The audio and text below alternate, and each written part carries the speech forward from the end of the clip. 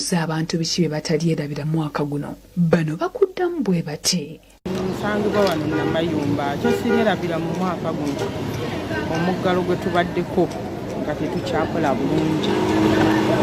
Bikola ate n'omala ebirala n'obiyiwa nga tuyaawo mu mbeera eyo embeera eteri ennungi. Ogujja oyagala gubeere gutya?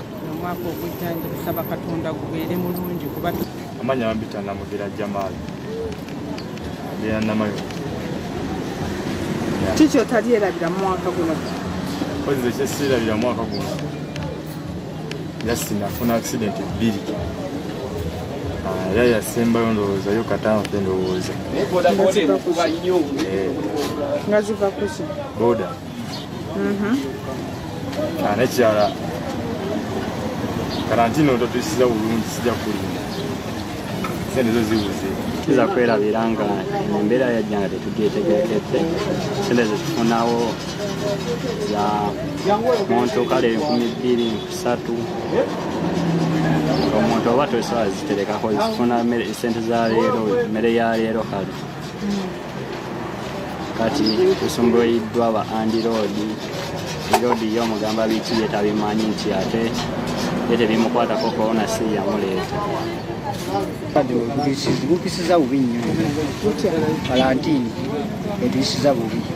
Abakulembeze baffe batufuddeeko, abakulembeze baffe batusuulirira ne batwerabirira ddala ne babeera eyo ne batuma buli kimu wakawunga twawulira nkawulire tetukalabako tetubeera eno naye karantini bwe badde ewedde bazze na bizindaalo tusaba akalulu tubeewuunyiza nnyo okubeera nga bazze kutwagala nga tuyise mu mbeera ya karantini nga mu karantini batwerabira. Z'omukulembeze wa bodaboda wano ye Namayumba amanya agange nze Kirambala Mmeka eyakasingako wano okubbibwako ppiki emirundi n'emirundi.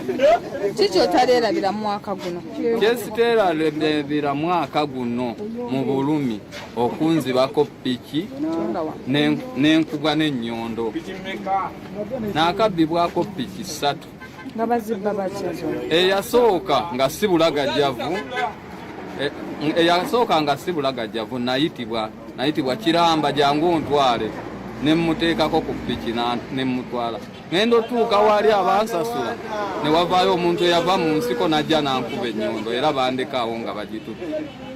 Mba mmaze okiyitamu nzijanjabiddwa ababooda bannange banfuddeko abantu banfuddeko be mbadde nvuga ab'emitima emirungi mba naakafuna ppiki ate ne nfuna munnange era najja naŋŋamba mbadde nsaba ku ppiki eyo nayo n'agyetikka n'aginzibako.